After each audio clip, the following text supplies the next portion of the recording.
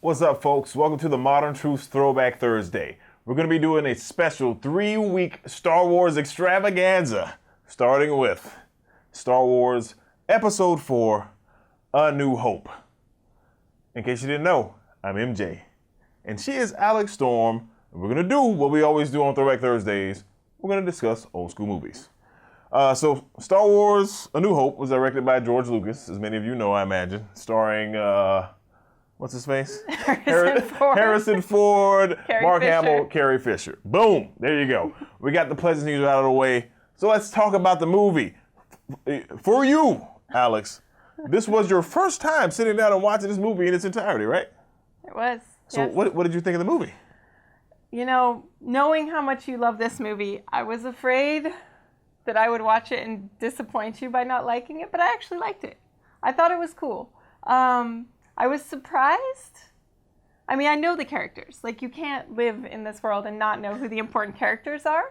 But I was surprised the robots were so important. C-3PO and R2-D2. And I was surprised that, I don't know, that Luke Skywalker. Luke Skywalker wasn't that cool yet. He's just starting out. He doesn't even know he's a Jedi. Obi-Wan Kenobi was super cool. I really liked him, and then he died. It was a disappointment. I'm really sad he won't be in the rest of the movies. Harrison Ford, you go either way on him. Princess Leia, I liked. Even though she wasn't a huge part, she was a character who carried some weight. And for a female character, she was somewhat powerful. And so I like that. Overall, I enjoyed Star Wars. I would recommend it, but I'm excited to see the other Star Wars because I've heard that they're even better. Yeah. So I want to just talk about Carrie Fisher for a second, Princess Leia. I would say she's a pretty empowered female character. She doesn't back down from these men that she's surrounded by, either on her own team or the Empire. She's like, she's whatever. Not afraid of Darth Vader. Yeah, she's not afraid of Darth Vader. She's not afraid of those dudes. She's like, look, she's trying to handle her business. So she's probably one of the first, really influential super strong female characters in cinema. And Star Wars: A New Hope is a super influential film in cinema too. It's basically like sort of the epitome of the blockbuster as we know it today. I mean, and this is the thing, how well this movie holds up. Coming out in 1977. And, even if you're watching the unaltered, non-special edition version, just like to look at the effects in it, it's still just like, I can only imagine. I only wonder what it must have been like to have seen this movie for the first time back then. Like, this would have blown your mind. Yeah, it would have just been like, oh, this is the most amazing thing I've ever seen. Even watching it now, it's still really entertaining to watch.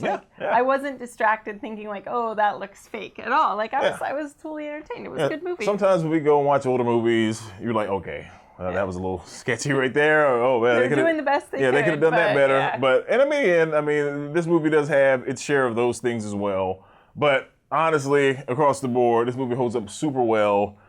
I mean, and again, with that being said, look, the movie's really awesome, and it's really hard to sort of separate any potential nostalgia I may have from it versus someone such as yourself who doesn't really have any real attachment to the Star Wars franchise. But for me, I definitely feel you in the idea that like. I mean, that with the next movie or the movie after that there's going to be more interesting things going on. But this is just such a great, starting point for the franchise. I have to say that I just remember one of my favorite scenes, and probably my favorite thing about the movie in general, especially it being old and there being not CGI creatures, hardly at all, except for, a few that were added later on. No original CGI characters. But, okay, I love Chewbacca. By far my favorite character.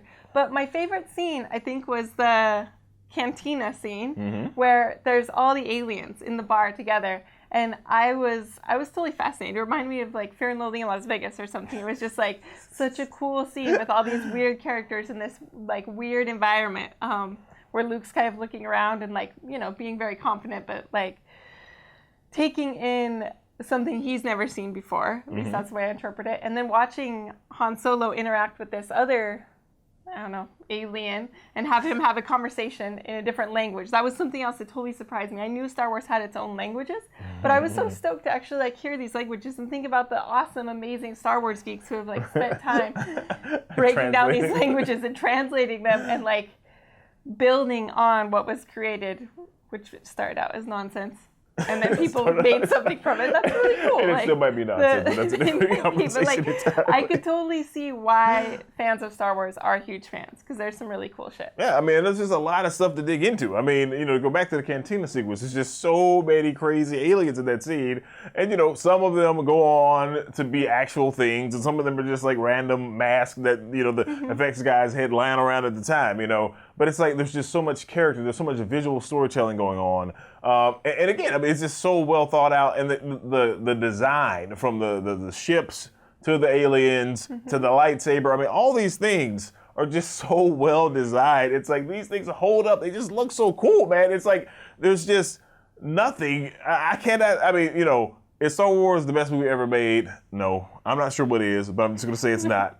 But man, it really, for just wanting to have fun at the movies, I mean, I just feel like. And it had to be like, I know that there were alien movies that existed before this. I know there were scary movies that existed before this. But for this movie to have so much stuff in it, like even from the very beginning scenes where they're like out in the desert with Luke Skywalker's family, and there's like the little creatures who come, little warpler guys who are traders, and like they have their own house and sell C-3PO and R2-D2, and like that whole thing is, I mean, it's connected to the whole story, but it's a really weird first scene of a movie. And I imagine watching this movie in 1977, even watching it now in 2015, I was like, what is this? Well, yeah, I mean, like, this is crazy. It's cool. I think so much about how modern movies, any movies that have like sort of a strange element to it, I think execs always want to. So we need to have a human character or something to bring the audience into this weird world. I'm like, this movie starts off, your entry characters are two androids. One of them does not speak English. It just beeps and bloops. Yep, and he's everybody's favorite for good reason, because C-3PO was lame. And he has no subtitles. But again, the whole idea of like, you understand the conversation based on the reaction of the person who actually speaks English or basic. But it's just like, yeah, and they are, I mean, again, they are your point of view characters. You are following them. You don't actually break away from them as characters until they run into Luke, basically. So you're just going through this whole crazy experience. And it's like, just imagine a movie today, sort of like, yeah, our main characters are two aliens. One of them doesn't speak English. We're going to follow them for 15 minutes. And they're going to be in the entire movie for the whole thing. They're really important characters. Yeah. It's just like, it would never fly. And that's the kind of stuff that, scares me, makes me sad. But this is another great example of a movie that, like, wouldn't be made today for a bunch of reasons. But it's just like, yeah, man, the creativity, taking a chance. And I mean, look, before this movie came out, anyone who's ever seen any documentaries or knows about, the history of Star Wars knows that people thought this was going to be a disaster, basically. This was going to be a huge bomb, a waste of money, and it turned into the biggest thing ever. So, and so you can definitely understand why people might think that, because it's pretty freaking weird. Yeah. And I guess the one thing I do want to touch on, too, is that idea, as we know it now, people think of Star Wars as either a family or children's franchise. I just want to sort of go on record and say this is not a children's film. I guess you could say it's a family film, but I don't know about that either, because I don't know that mom wants to watch this movie, nor does little sister. I mean, obviously, a lot of people like it. I'm just saying, I don't know that people will just be running out. Like, I want to go see Star Wars, and even with The Force Awakens coming soon, I don't know that a lot of moms I know are just like, they got to go get that, see it opening night. I imagine they think it's really cool, just as cool as a lot of dads. But something that I was going to say that I think is a really cool theme that I guess I didn't know about Star Wars, was this whole idea that I don't know the entire time because I haven't seen the other movies, but at least for this movie and what I imagine the next movies are, is you get to cheer for the rebels. You get to cheer for the people who are fighting like the evil invader and have their like rebel alliance, and that's a really cool thing. And just that idea of having a team to cheer for and having a really clear enemy, I think that can entice a family. Yeah. and it entices me. Sounds like my kind of family, but I don't know that that's something everybody is like, yeah, I want a clear enemy to go after. As a family, that's what I'm down with. Yeah. No, that's what they made the Hunger Games for, man. They're good. You need somebody to cheer for, and you have people to cheer for in this movie. Oh, man, that's funny. All right, so let's address diversity in this. So, I mean, there's a lot of android diversity in this film. There's a white C-3PO type model. There's a red R2-D2. I think there's a green one in this one too. I may be getting them mixed aliens, up. A lot of different types of aliens. A lot of different types of aliens. I mean, there's a total of at least 20 races on display in this movie. I mean, more races in this movie than any movie I've ever seen, probably. And we don't know what race Darth Vader is. Well, I guess in this movie, you know. I said he has a black voice. He has a black man's voice. So there is that. But yeah, I don't know. Aside from that black man's voice, I don't think there's really too much diversity in this film. I mean, again, there are, Leia is like the only woman in the entire movie. But she at least is a very powerful woman. Yeah, I mean, I guess Luke's aunt is also in there, but yeah, there's not a lot of women in here. But Leia is definitely noteworthy and a standout female character, thankfully. Yeah, she gets to shoot people. But across the board, it's a sausage fest, basically. So. Yeah. Well, and there's lots of gender-neutral characters. Like? I know that we would always assume they're men, but the white suited guys. Yeah, the stormtroopers, they're all men. They're all men, for sure. Legitimately, men. There might be some hidden females. Nothing but men.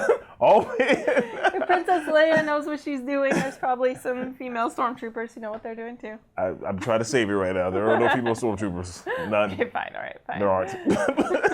Wishful thinking. Let's be glad there's Princess Leia. There you go. We'll just be happy with her. I don't know. Well, I'm still super stoked for The Force Awakens, which is coming out in a few weeks. Well, kind of like 2 weeks from now. So excited. But until then, that's going to conclude our discussion of Star Wars A New Hope. We'll look forward to... No, not Return of the Jedi. What's the next one? The next one is The Empire Strikes Back. We'll look forward to Empire Strikes Back. Yeah, so be sure to come back next week and check out our Throwback Thursday for The Empire Strikes Back. Until then, I'm MJ. You can follow me on Twitter at @TheOnlyMJ. And she is... I'm Alex Storm. You could follow me at AlexStormTMT, as in The Modern Truth. And themoderntruth.com is where you can find all of our Throwback Thursday videos, movie discussions, and all the news you need to know. Thanks again for tuning in, folks. Take care. May the Force be with you.